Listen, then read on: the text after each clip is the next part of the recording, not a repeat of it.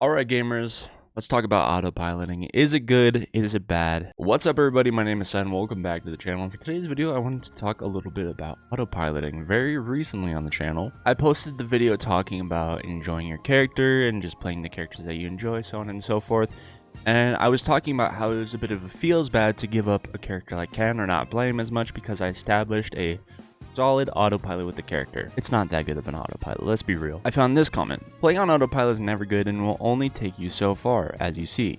With Ken you can get further with it, yes, but you also cement a bad playstyle and also prevent you from playing your character more in-depth and interesting. But of course your initial message is true, stick with what fits you and is fun for you. Now in part, they're correct, but they're also incorrect. I actually think having a good autopilot is important because it establishes your comfortability with the character, and I wanted to talk about it a little bit more. The perception of how bad or good having an autopilot is tied to, I would say, generally how effective it is.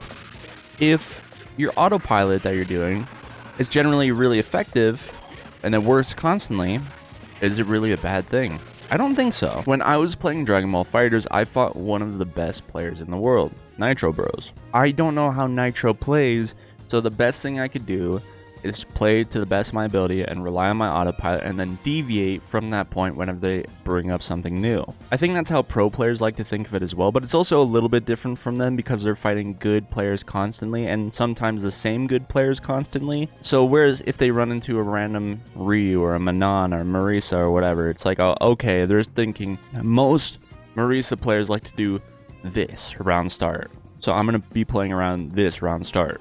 You know, many players, myself included, just like to throw out H Dragon Lash because it's just so good, especially at a low level too. Like, this is like the ultimate autopilot move.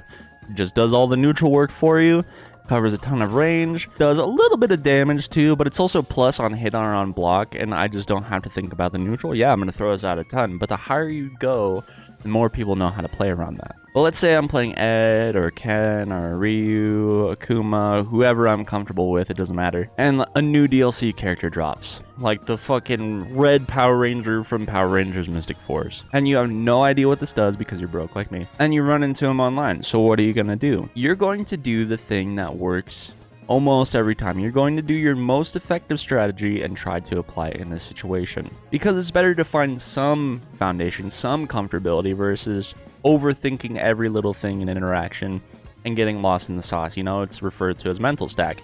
You're so lost in the layers of how much you're thinking, you're getting hit by everything. This happened to me a little bit while fighting Dalsum on stream. It was like, okay, wait for the teleport.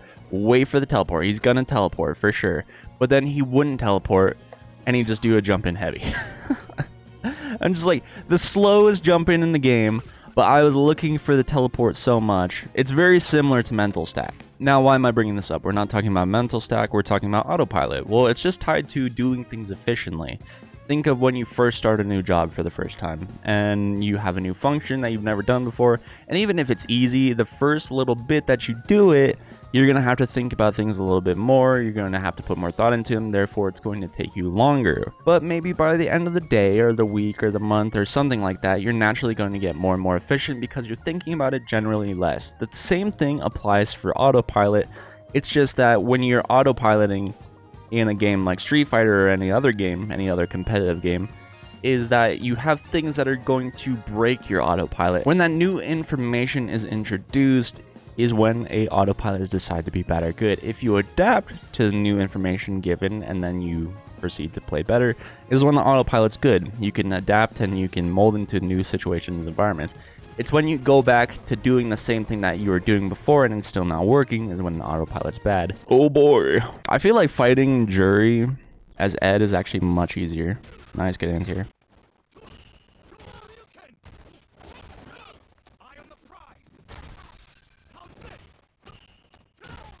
Dead.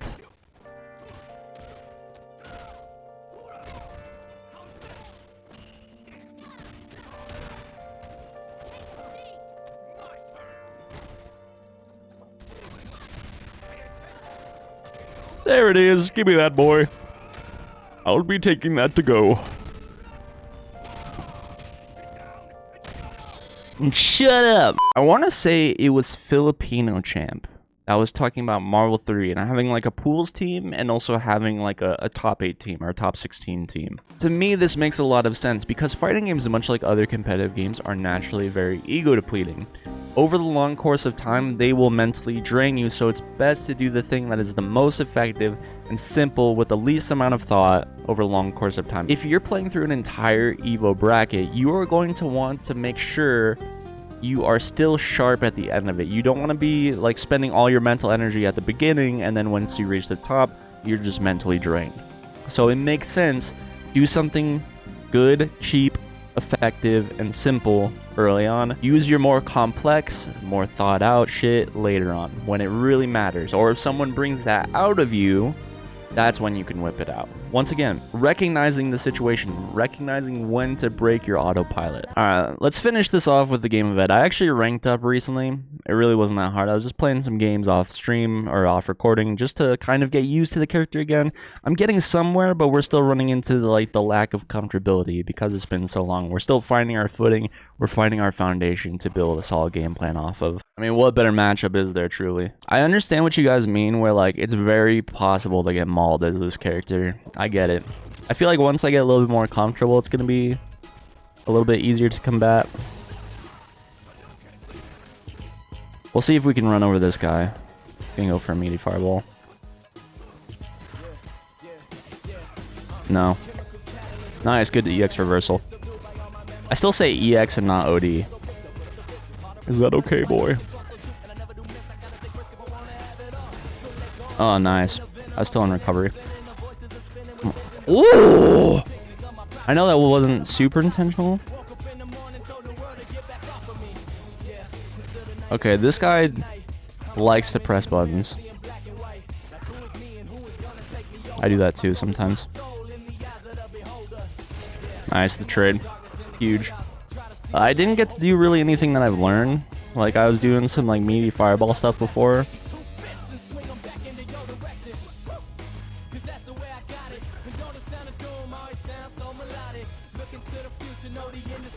Nice.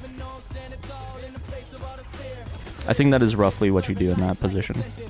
Okay, watch out for sweep, because he might just do drive impact right after.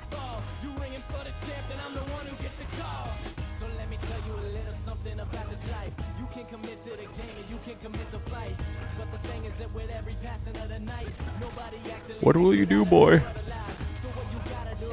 I don't think he meant to do that.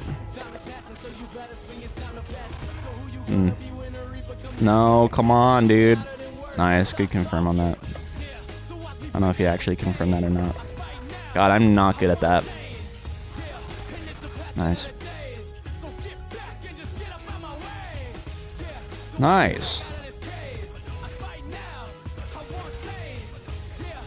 I'm really shitty at doing this fireball war thing.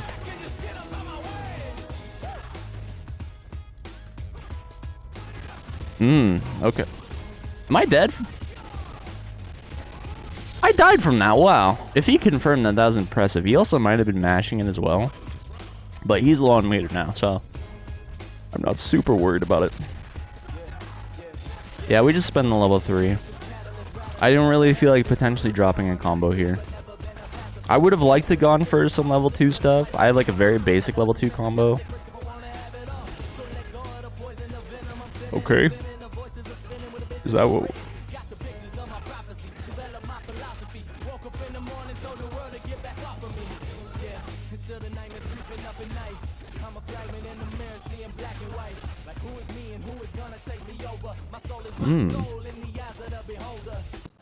No, come on, man. You were doing so good. Nice low forward. Ah, see. I knew he was gonna do it. I just did it too early.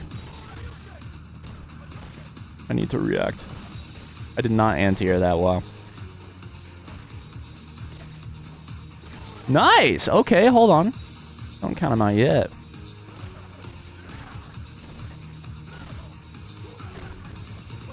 Get off me.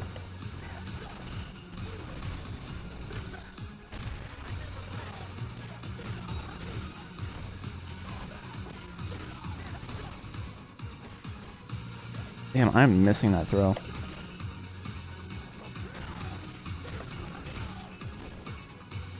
Don't jump. Don't do it. I don't want you to do it.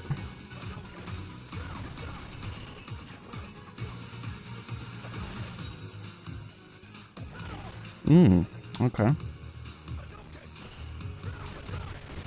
Oh, that was unfortunate. I don't know what I wanted to happen, but it wasn't that.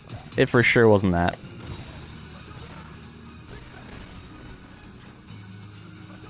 I'm really bad at getting flicker. Nice. Okay, okay. I never use EX Jinrai. Maybe I should.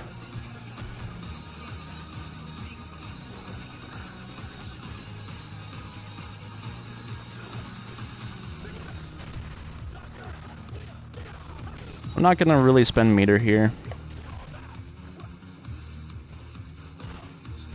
Yeah, no.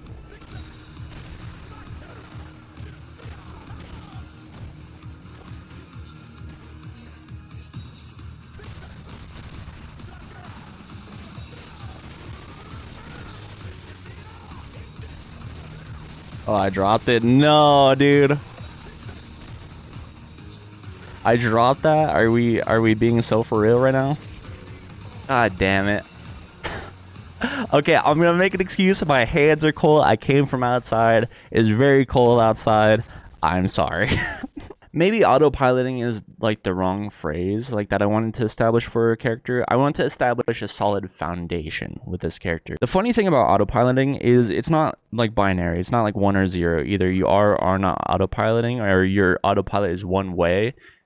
Much like you as a player, when you improve, you start to incorporate more base things into your play. The more you improve, the more your autopilot naturally improves as well. The more you incorporate good things into your base play. The more you play and the more you improve, your autopilot looks better. It's a pretty simple concept to understand. When I first started playing Dragon Ball FighterZ, my combos looked exactly like this. I was mashing square just like everybody else. Well, then that slowly evolved. Now I rarely do that, if ever. Now, you know, my basic combo, and even still to this day, looks a lot like this. You know, there's a slightly easier version of that I used as well. And essentially, now that's my autopilot combo. That is a go-to combo that I always use, and I do it without thinking about it. That was one of the things I appreciated about Dragon Ball FighterZ when I was actively playing. It was just really easy to do commentary because I drilled the combos so much that it was like breathing, essentially. And it made it really easy to commentate this game because the combos were so long, whether it's mine or my opponent's. I have drilled this combo so much, and I still haven't even been able to use it in a game yet. But if the situation arises, I'm hoping I'll be able to pull it out in a game.